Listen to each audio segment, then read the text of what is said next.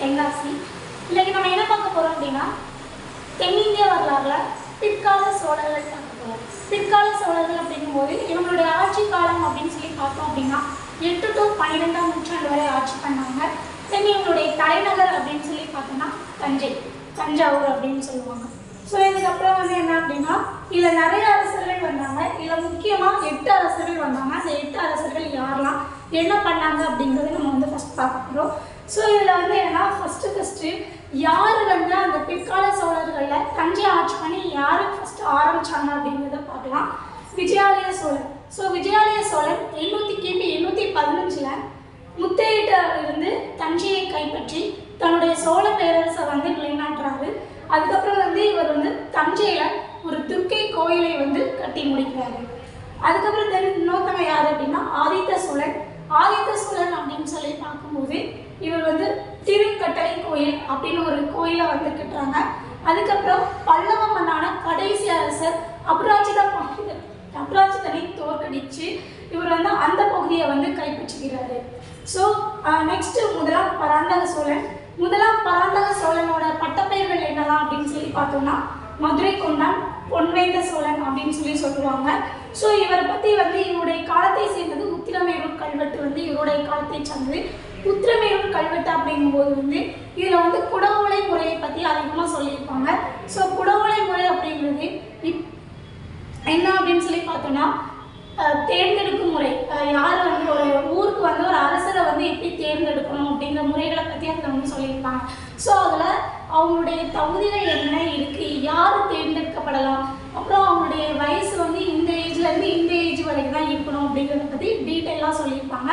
அதுதான் உத்திரமேரூர் கல்வெட்டு. இதை குடவோலை முறை அப்படின்னு சொல்லுவாங்க. தென் தக்காளம்பூரில் பராந்தக சோழனுக்கும் கிருஷ்ணருக்கும் வந்து ஃபைட் நடக்குது. ஸோ இதில் வந்து யார் வின் பண்ணுறா அப்படின்னா பராந்தக சோழன் வந்து வின் பண்ணுறாரு. தென் நம்ம 4வது யாரை பார்க்க போகிறோம் அப்படின்னா ராஜராஜ சோழன் பார்க்க போகிறோம். ஸோ ராஜராஜ சோழனுக்கு வந்து பட்டப்பெயர்கள் அப்படின்னு சொல்லி நம்ம பார்த்தோம் அப்படின்னா மும்முடி சோழன், ஜெயங்கொண்டான், பொன்னியின் செல்வன் அப்படிங்கிற பேர். இவர் வந்து என்ன பண்ணுறாரு அப்படின்னா கிபி 1010 பிரகதீஸ்வரர் கோயிலை வந்து இவர் வந்து கட்டுறாரு. ஸோ பிரகதீஸ்வரர் கோயிலில் வந்து என்ன பண்ணுறாங்க அப்படின்னா பிரகதீஸ்வரர் கோயிலில் வந்து ஒரு திராவிட கலைப்பாணியை கொண்டு இந்த பிரகதீஸ்வரர் கோயிலை வந்து அவங்க வந்து கட்டுறாங்க. ஸோ நெக்ஸ்ட் வந்து என்ன அப்படின்னா இவர் என்ன பண்ணிக்கிறாரு அப்படின்னா சாளுக்கிய அரசர்களுடன் வந்து தன்னுடைய மன உறவுகளை வந்து ஏற்படுத்திக்கிறாரு. ஸோ இதில் வந்து எப்படி அப்படின்னா சாளுக்கிய அரசருக்கு வந்து தன்னுடைய மகளான குந்தவையை வந்து இவர் வந்து என்ன பண்ணுறாரு அப்படின்னா மனமுடிச்சு கொடுக்குறாரு. தென் அதுக்கப்புறம் வந்து என்ன பார்த்தோம் அப்படின்னா இவர் வந்து ஒரு மத சார்பற்றவர் அப்படின்னு சொல்லி பார்க்கும்போது என்ன அப்படின்னா தான் ஒரே மதத்தை வந்து பின்பற்றாமல் நிறைய மதத்தை நான் வந்து ஆதரிக்கிறேன் அப்படிங்கிறது தான் மத சார்பற்றவர் அப்படின்னு சொல்லி நம்ம வந்து சொல்லலாம். ஸோ இதில் மத சார்பற்றவரில் இவர் என்ன பண்ணியிருக்காரு அப்படின்னா புத்தமடம் கட்டுறதுக்காக ஆனைமங்கலம் அப்படிங்கிற ஒரு ஊரை வந்து என்ன பண்ணியிருக்கிறாரு அப்படின்னா ஒதுக்கி கொடுத்துருக்கிறாரு. தென் நம்ம என்ன பார்க்க போகிறோம் அப்படின்னா ராஜேந்திர சோழன். இந்த ராஜேந்திர சோழன் அப்படிங்கும்போது இவருடைய பட்டப்பெயர்கள் அப்படின்னு சொல்லி நம்ம எடுத்துக்கிட்டோம் அப்படின்னா பண்டித சோழன், கங்கை கொண்டான், கடாரம் கொண்டான் அப்படின்னு சொல்லி சொல்லுவாங்க. ஸோ இவருடைய படையெடுப்புகள் அப்படின்னு சொல்லும்போது வந்து என்னன்னா இவர் கங்கை நதி வரை சென்று இவர் வந்து படையை வந்து மேற்கொண்டார் அப்படின்னு சொல்லி சொல்லலாம். ஸோ கங்கை வரை படையை மேற்கொண்டு கங்கை கொண்ட சோழபுரத்தை வந்து அவர் வந்து பிடிக்கிறாரு.